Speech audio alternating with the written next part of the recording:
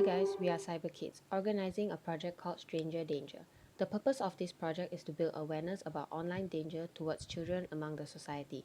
This project hopes to reduce the vulnerability of young kids being exposed to online threats and also promote the method of protection for the victims in the current society's digital world.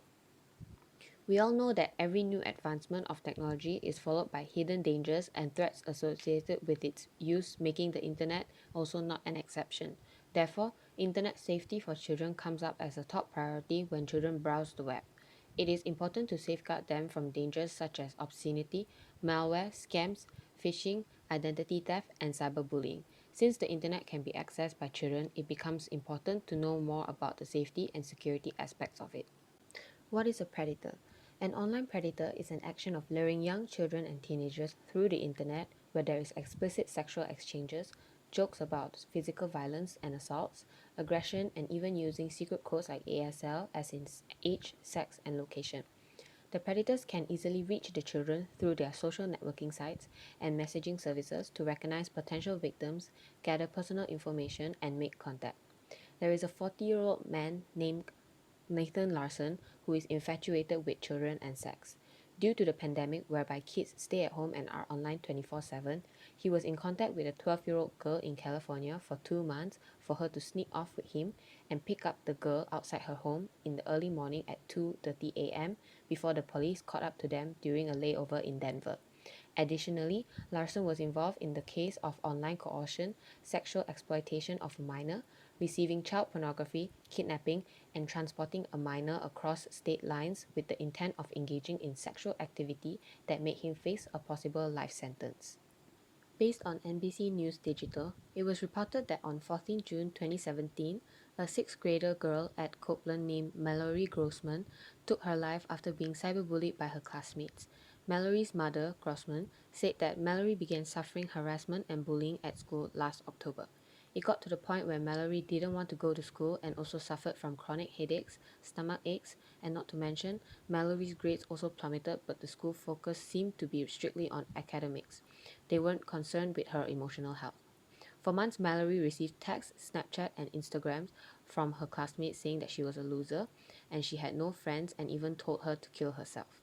This led Mallory's life tragically ended when her own classmates used this cell phone to drive her into this tragedy. Pornography is contents or material that displays sexual behavior. Children who use the internet have high risk for unwanted exposure to pornography, which can affect their health and well-being. Unhealthy sexual images sometimes give them the wrong perception about sex. The potential problems of pornography include sexual violence being normalized, gender stereotyping, as well as addiction. Exposure to such content at a young age also changes their attitude about sex and gender, or even earlier progression to sexual activities. A girl posted a selfie on social media and caught the attention of a man who claimed to live nearby and was in his 20s. She was only 14 years old while she was requested to have virtual sex with that man, whom she innocently thought was the love of her life. And she thought that the only way to keep him interested was to do whatever he asked her to. Little did she know, the man secretly recorded their video calls and uploaded them onto Pornhub and some other websites as well. Then, the man disappeared ever since. For many years after the incident, she has been harassed and stalked. It was a real nightmare for her. Another issue that arises from social media is phishing. Phishing is a way in which criminals get sensitive and private information from internet users like username, password, phone number, address, and so on. This is usually done by emails or chats. It can be very dangerous if a child clicks on the link in the email sent by such criminals. They may trick the child to reveal their private information, which can then endanger their personal safety. Alicia was kidnapped by a 38-year-old man she met online when she was just 14 years old. She has been talking to this guy for some time without realizing he was actually an online predator. The guy raped and tortured her while live streaming it. However, Alicia did not lose hope, and soon enough, the FBI managed to track the kidnapper down and went to Alicia's rescue. Alicia was found chained to the floor, but she survived. Her story inspired many people, and today she has become a well-known internet safety expert and motivational speaker who has helped many survivors like her. It is important to understand how children are exposed to these online dangers. In general, perpetrators take advantage of children's use of social networking sites and messaging services to recognize their potential victims as well as to gather personal information. If a child's social networking is not secure, perpetrators can go as far as getting in contact with the children, putting them in danger.